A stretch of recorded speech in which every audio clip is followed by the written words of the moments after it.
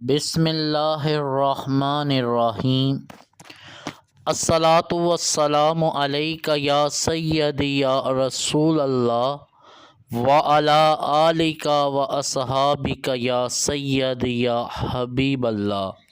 معزز سامعین کرام، السلام علیکم ورحمۃ اللہ وبرکاتہ۔ آج جو حدیث پاک آپ لوگوں کی خدمت میں پیش کرنے کی سعادت حاصل کرنے جا رہا ہوں، اس میں ایک چھوٹا سا واقعہ موجود ہے جو کہ مجھے انتہائی پسند ہے۔ حضرت عبد الرحمن بن سمرہ رضی اللہ تعالی عنہ سے روایت ہے کہ سرور عالم حضرت محمد صلی اللہ علیہ وآلہ وسلم تشریف لائے تو فرمایا کہ میں نے آج رات عجیب منظر دیکھا۔ میرا ایک امتی پل صراط سے گزرنے لگا، کبھی وہ چلتا ہے، کبھی وہ گرتا ہے، کبھی لٹک جاتا ہے، تو اس کا مجھ پر درود پاک پڑھا ہوا آیا اور اس امتی کا ہاتھ پکڑ کر اسے پل صراط پر سیدھا کھڑا کر دیا اور پکڑے پکڑے اسے پار کر دیا۔ سبحان اللہ، سبحان اللہ۔ میں صدقے جاؤں آقا جان صلی اللہ علیہ وآلہ وسلم کے۔ میرے انتہائی محترم بھائیوں اور قابل عزت بہنوں، موت ایک اٹل حقیقت ہے۔ موت کے بعد قبر اور اس کے بعد حشر۔ روز قیامت ایک ایسی حقیقت ہے جس نے ایک نہ ایک دن ہم پہ قائم ہونا ہے، یہ میرے رب کا وعدہ ہے۔ اور روز قیامت نفسا نفسی کا عالم ہوگا، کس ماں نہ ماں کو بیٹے کا پتہ ہوگا، نہ باپ کو بیٹی کی خبر ہوگی۔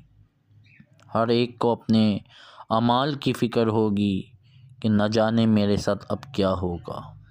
اور ہم تو ہیں ہی گناہ گار، ہم تو ہیں ہی مجرم، ہم تو ہیں ہی سیاہ کار، بات بات پہ گناہ کرنے والے، بات بات پہ جھوٹ اور غیبت کرنے والے، جھوٹ بولنے والے، ہم تو ہیں ہی گناہ گار۔ کون سا گناہ ہے جو ہم نہیں کرتے؟ استغفر اللہ۔ میرے عزیز بھائیوں اور قابل عزت بہنوں، جب نامہ اعمال ترازو میں تولے جائیں گے تو ایک وقت پل صراط کا آئے گا، اور کئی جگہ ہمیں یہ ریفرنس ملتا ہے کہ پل صراط ایک بال سے بھی زیادہ باریک راستہ ہے جس پہ اندھیرا ہوگا۔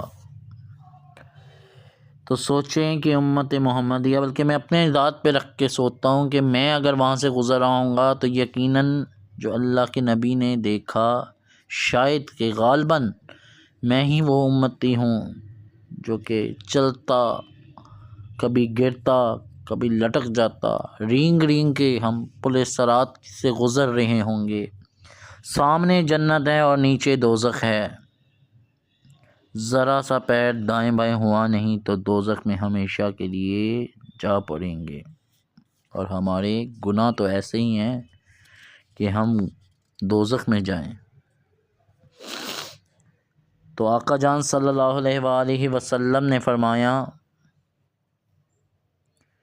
جس کا مفہوم ہے تو اس کا مجھ پر درود پاک پڑھا ہوا آیا، یعنی درود پاک خود آیا اور اس نے میرے امتی کا ہاتھ پکڑ کر اسے پل صراط پہ سیدھا کھڑا کر دیا اور پکڑے پکڑے پل صراط کراس کرا دی۔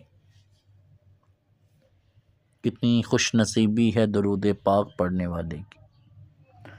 آج ابھی ہم زندہ ہیں، ابھی وقت ہے، کثرت سے درود شریف پڑھیں۔ اللہ والو، جوانی میں پڑھو، بچپن میں پڑھو، نوعمری میں پڑھو، بڑھاپے میں تو ہم خود کسی کے اوپر بوجھ بن جاتے ہیں۔ اللہ تعالیٰ مجھے اس وقت سے پہلے اس دنیا سے لے جائے۔ جانا تو ہے تو پھر پہلے کیوں نہ جائیں۔